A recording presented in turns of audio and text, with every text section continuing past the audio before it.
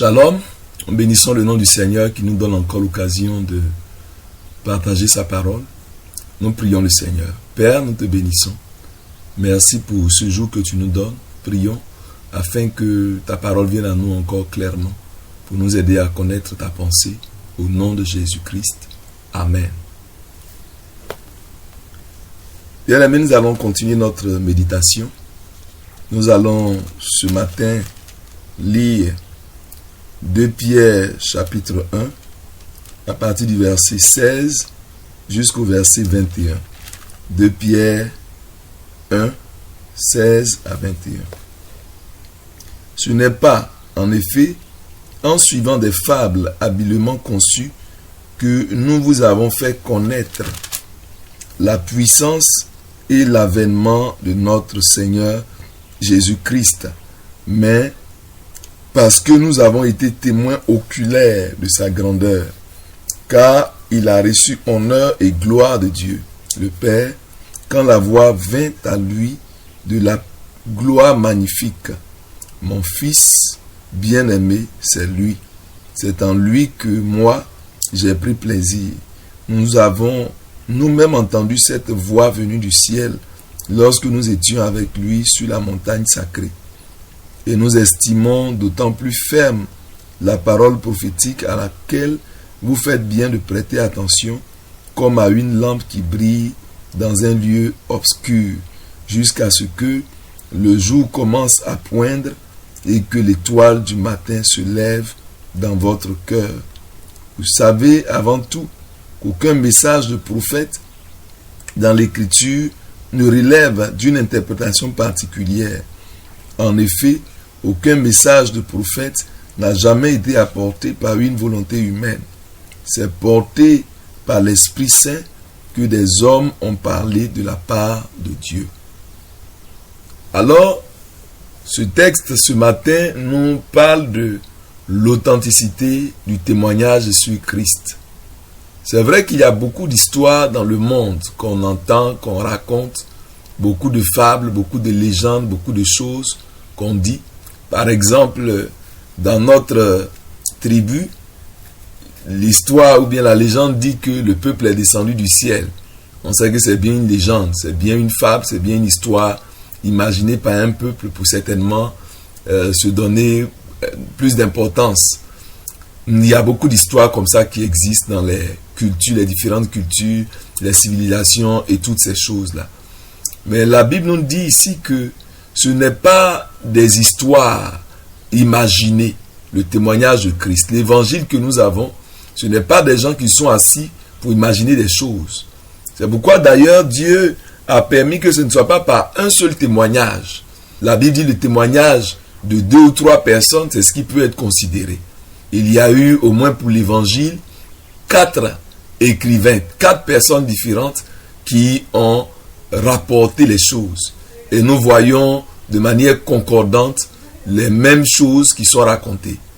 Et il est clair que des gens ne sont pas mis ensemble pour réfléchir à qu'est-ce qu'ils vont mettre sur pied pour pouvoir impressionner. Mais tout cela montre l'authenticité du message. La Bible elle-même est écrite par plusieurs auteurs qui ne sont pas de la même ville, qui ne sont pas de la même époque, qui ne sont pas de la même promotion, mais tous ces écrits-là concordent et parlent de Christ et indiquent la même chose, la même réalité. Le même projet de Dieu qui a commencé depuis Genèse et jusqu'à l'annonce des choses à venir dans l'Apocalypse. Donc nous voyons clairement que c'est le même Dieu qui a inspiré ces gens. Ces gens qui ne se connaissaient pas forcément, ces gens qui étaient éloignés les uns des autres, qui peut-être même n'avaient pas connaissance de ce que les autres écrivaient, mais il est clair que quand on rassemble tout ça, nous voyons que c'est le même Dieu qui a inspiré toutes ces personnes. La Bible dit ici que aucune prophétie de l'Écriture ne doit être l'objet d'une interprétation personnelle, une interprétation humaine. Parce qu'en réalité, ceux qui ont prophétisé, ceux que Dieu a utilisés pour parler de sa part et qui ont écrit les livres de la Bible, c'était inspiré par Dieu qu'ils ont parlé. Inspiré ou poussé par l'Esprit. C'est l'Esprit de Dieu qui les inspirait, qui leur mettait les paroles dans leur bouche. Et c'est comme cela qu'ils ont écrit tous ces livres que nous voyons. Et donc, bien aimés, nous devons savoir que Christ est une réalité. Aucun historien sérieux ne peut remettre en cause l'existence de Christ, ne peut remettre en cause le caractère particulier, spécial de la vie de Christ. Parce que l'histoire même, l'humanité désormais, est marquée par cette démarcation entre ce qui était avant Christ et après Christ. Donc Jésus-Christ est devenu l'élément central, même pour déterminer les époques et les temps. C'est pour dire que même l'histoire est obligée de reconnaître l'authenticité du témoignage de Christ. Son témoignage est vrai et authentique.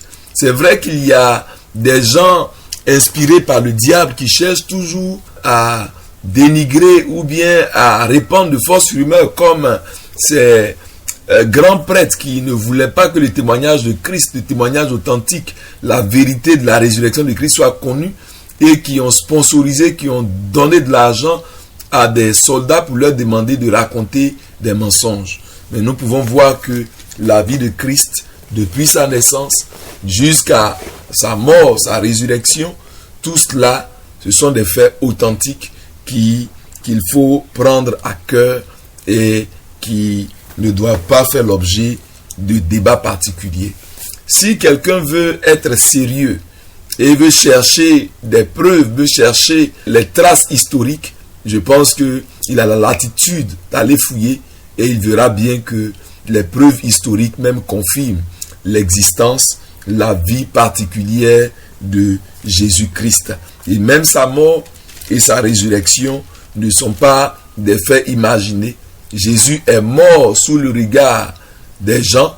Des soldats romains ont pu attester de sa mort quand ils ont transpercé son côté et qu'il en est sorti du sang et de l'eau, preuve qu'il est effectivement mort. C'est pourquoi l'eau et le sang pouvaient se mélanger et sortir de son côté.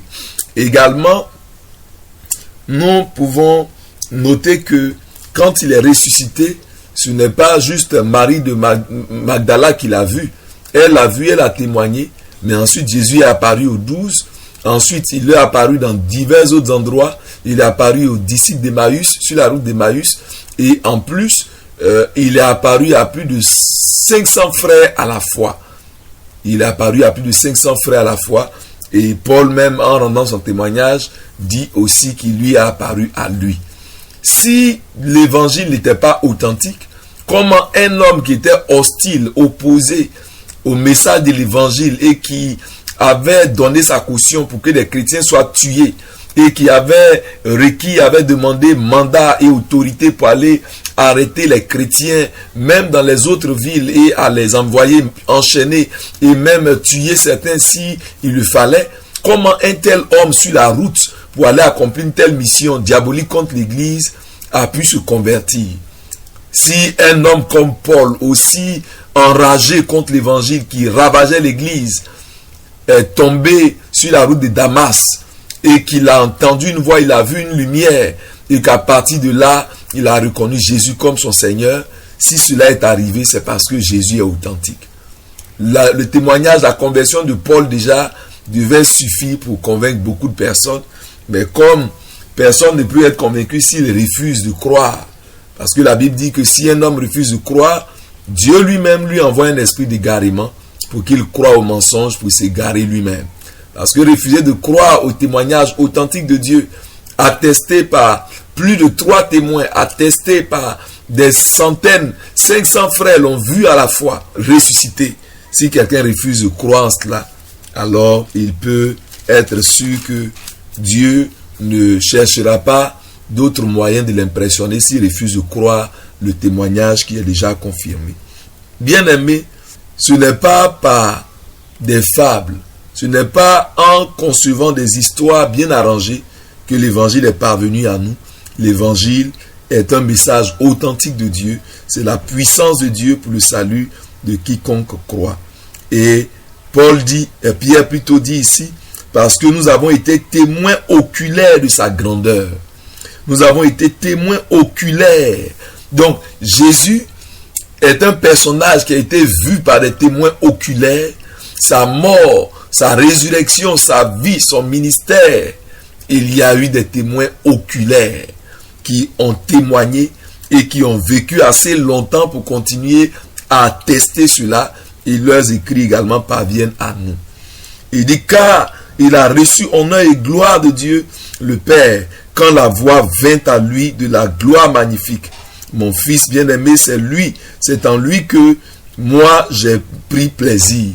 C'était la deuxième fois que cette voix se faisait entendre depuis le ciel. La première fois, c'était après le baptême, où la voix a retenti depuis le ciel, disant, celui-ci est mon fils bien-aimé en qui j'ai mis toute mon affection.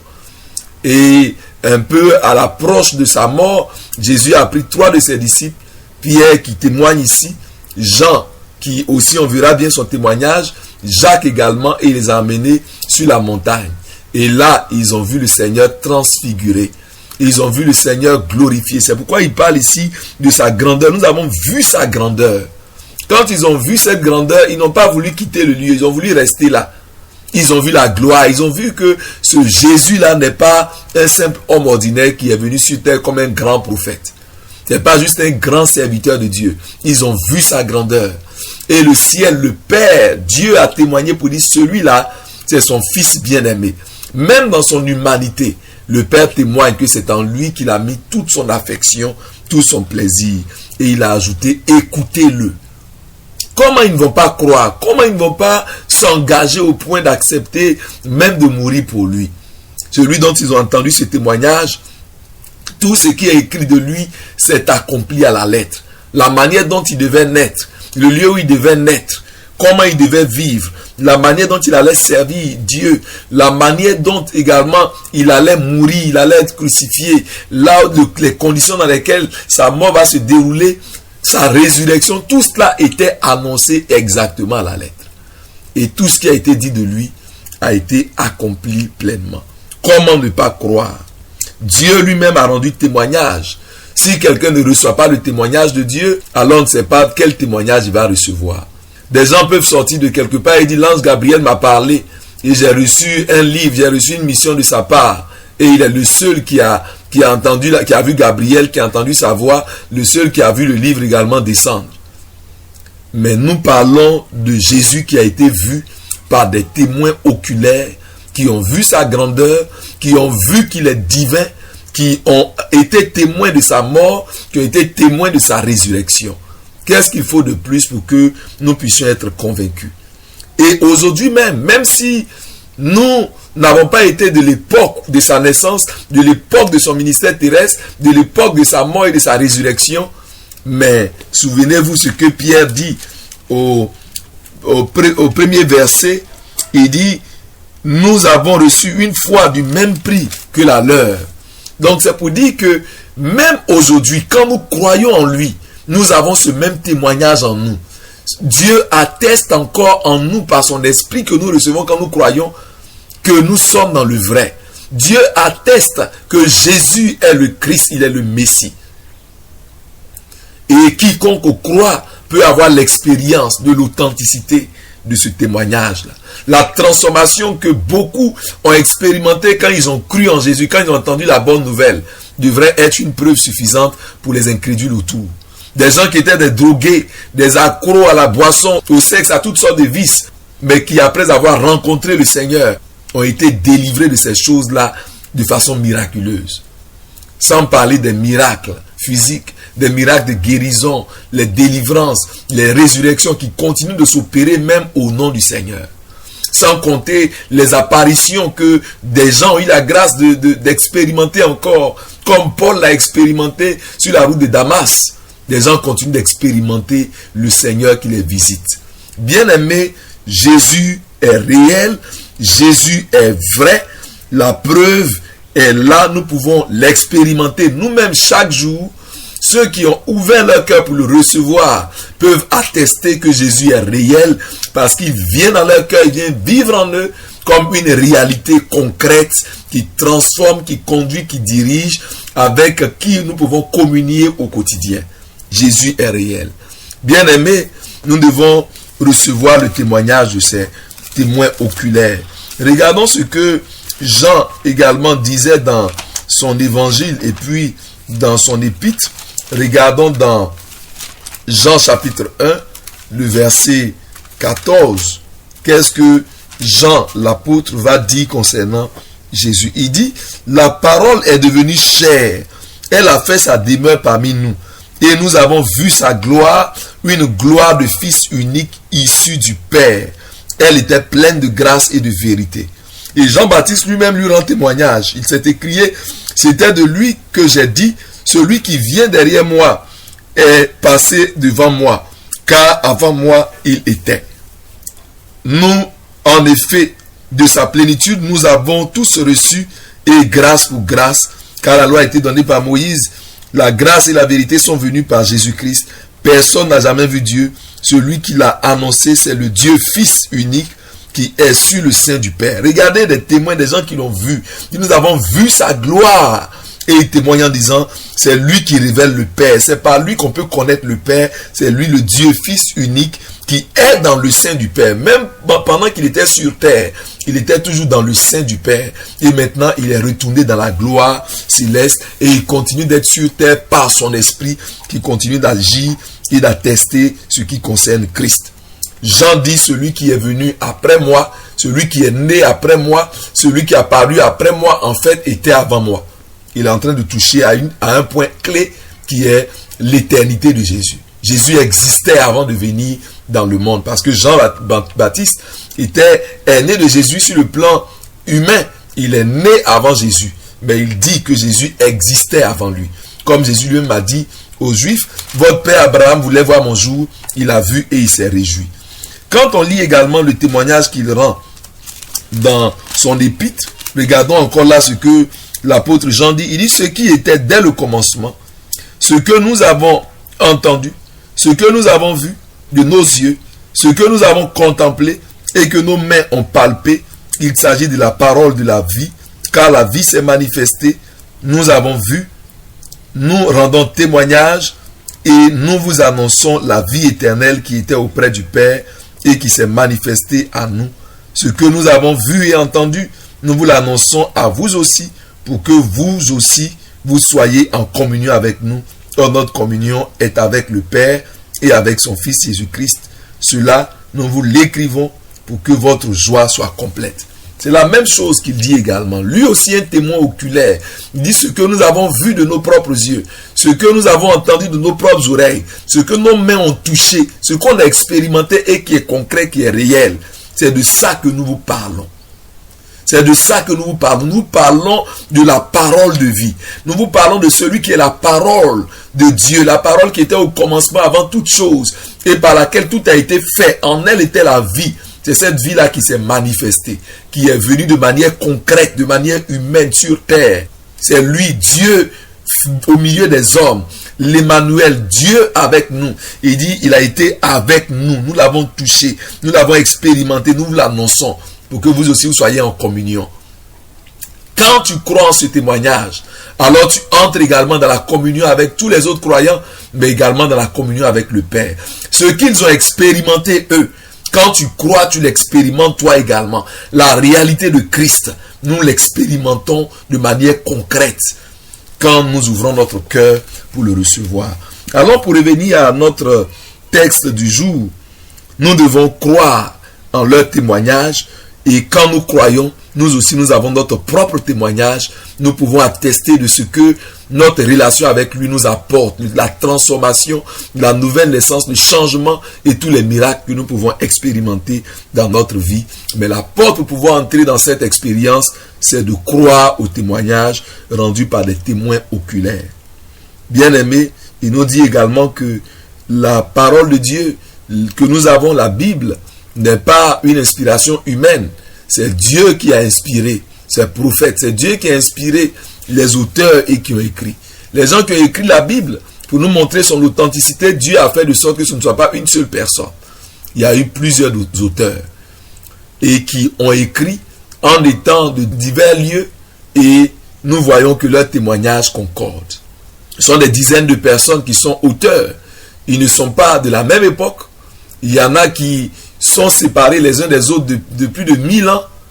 il y en a qui sont dans des villes différentes et qui n'ont même pas la même profession. Il y a eu des rois, il y a eu des prophètes, il y a eu des scribes, il y a eu même des agriculteurs comme Amos, il y a eu des bergers.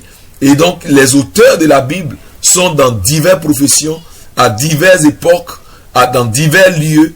Et quand tout cela est rassemblé, nous voyons que c'est le même Dieu qui les a inspirés, parce que nous voyons que Dieu nous prend de quelque part depuis l'Ancien Testament et nous amène dans le Nouveau et nous annonce des choses à venir dans l'Apocalypse et même dans l'Ancien Testament. Nous voyons la confirmation des choses même qui sont annoncées. C'est le même Dieu qui a parlé à travers plusieurs auteurs pour nous montrer que il est authentique et nous pouvons croire ce témoignage. Si c'était une seule personne, on pouvait douter. Mais les auteurs sont tellement différents, tellement diversifiés, issus de différents milieux, de sorte que si quelqu'un est de bonne foi, il ne pourrait pas douter de l'authenticité de tel message. Il y a eu des parties qui étaient dispersées, mais quand on les rassemble, nous voyons bien que ces écrits-là concordent. Et c'est la parole de Dieu. Et la Bible dit que nous faisons bien de prêter attention à cela. Nous devons prêter attention. Parce que si nous rejetons le témoignage que Dieu a rendu, alors nous sommes en train de dire que Dieu est un menteur. Et quel sera notre sort si nous accusons Dieu de mentir? Quand Dieu nous a donné toutes ces preuves, toute cette marque d'attention, nous a donné tous ces écrits qui concordent pour nous aider à le connaître. Si nous refusons cela, alors nous ne serons pas en train de bien faire. Bien-aimés, nous devons croire. Nous sommes dans le véritable. Tu as cru en Jésus. Bien vrai qu'il y a beaucoup d'autres religions, il faut savoir que tu es dans le véritable. Et Jean nous dit que vous êtes dans le véritable, vous qui avez cru au nom du Fils de Dieu. Il dit dans 1 Jean 5, quiconque croit que Jésus est le Christ est né de Dieu, et quiconque aime celui qui fait naître aime aussi celui qui est né de lui. Et au verset 11, il dit ce témoignage, c'est que Dieu a donné la vie éternelle, et cette vie est en son Fils. Celui qui a le Fils a la vie, celui qui n'a pas le Fils n'a pas la vie. Il dit aussi au verset 13, cela je vous l'ai écrit pour que vous sachiez que vous avez la vie éternelle, vous qui mettez votre foi dans le nom du Fils de Dieu. Et ensuite, il va vers la fin de son épître conclure encore en nous rappelant que nous sommes dans le véritable. Verset 18, nous savons que quiconque est né de Dieu ne pêche pas, mais celui qui est né de Dieu, Dieu le garde et le mauvais ne le touche pas. Nous savons, verset 19, que nous sommes de Dieu et que le monde entier gît au pouvoir du mauvais. Mais nous savons aussi que le Fils de Dieu est venu et qui nous a donné l'intelligence pour que nous connaissions celui qui est le vrai. Et nous sommes dans le vrai en son Fils Jésus-Christ. C'est lui le vrai Dieu et la vie éternelle. Voilà ce que la Bible nous dit. Il nous a donné l'intelligence pour connaître que nous sommes dans le vrai. Jésus est le vrai. Il est le Fils de Dieu. La Bible dit, c'est lui, nous sommes dans le vrai. En son Fils Jésus-Christ, c'est lui le vrai Dieu et la vie éternelle. Bien-aimés, accrochons-nous à notre foi. Nous sommes dans le véritable. Que Dieu nous bénisse au nom de Jésus-Christ. Seigneur, merci de garder nos cœurs convaincus, de sorte que rien ne puisse nous faire douter de l'authenticité du témoignage que tu nous as rendu par ton esprit et par tes témoins oculaires. Merci Seigneur de graver cela dans nos cœurs. Nous savons que ce ne sont pas des fables que nous avons entendues, mais c'est la parole authentique de Dieu, le témoignage de Dieu, la parole puissante de Dieu et l'évangile qui délivre et qui sauve. Merci Seigneur d'avoir fait de sorte que cette parole nous parvienne à nous également pour que en croyant, nous parvenons au salut. Nous te glorifions au nom de Jésus-Christ. Amen.